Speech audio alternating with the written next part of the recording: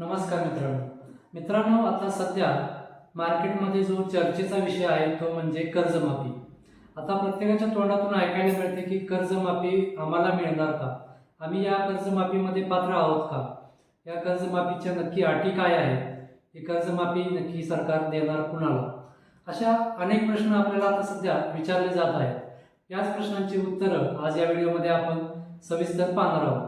तुम्हाला या प्रश्नांची उत्तरं जाणून घ्यायची असतील तर हा व्हिडिओ नक्की शेवटपर्यंत पहा. चॅनलवरती पहिल्यांदा आला असाल तर आताच आपल्या शेतकरी मित्र या युट्यूब चॅनलला नक्की सबस्क्राईब करा. चला तर पाहूया या सर्व प्रश्नांची उत्तरं.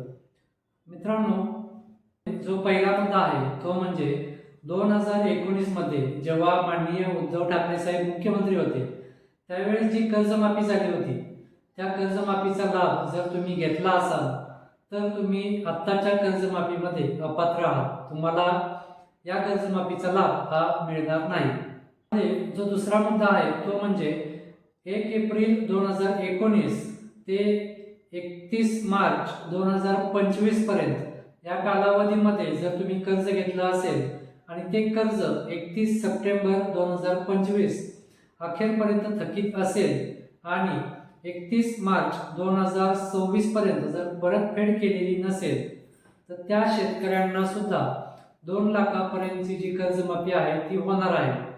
तर याच्यामध्ये बऱ्याच शेतकऱ्यांचा असा प्रश्न आहे की जर आमचं कर्ज हे 2 लाखाच्या आतमध्ये असेल, म्हणजे जर 1,70,000 असेल किंवा 1,80,000 असेल किंवा 1.5 लाख असेल तर 2 लाखापर्यंत वरची जी अमाऊंट आहे ती सरकार आमच्या खात्यामध्ये जमा करणार का?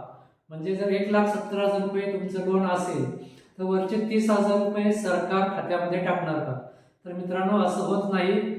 जर तुमची लोन अमाऊंट 1,70,000 असेल तर तुमचं 1,70,000च लोन माफ होईल आणि जर 2 लाखापेक्षा जास्त तुमचे जर कर्ज असेल तर 2 लाखाच्या वरची अमाऊंट जी काही असेल ते तुम्हाला आधी भरावी लागेल.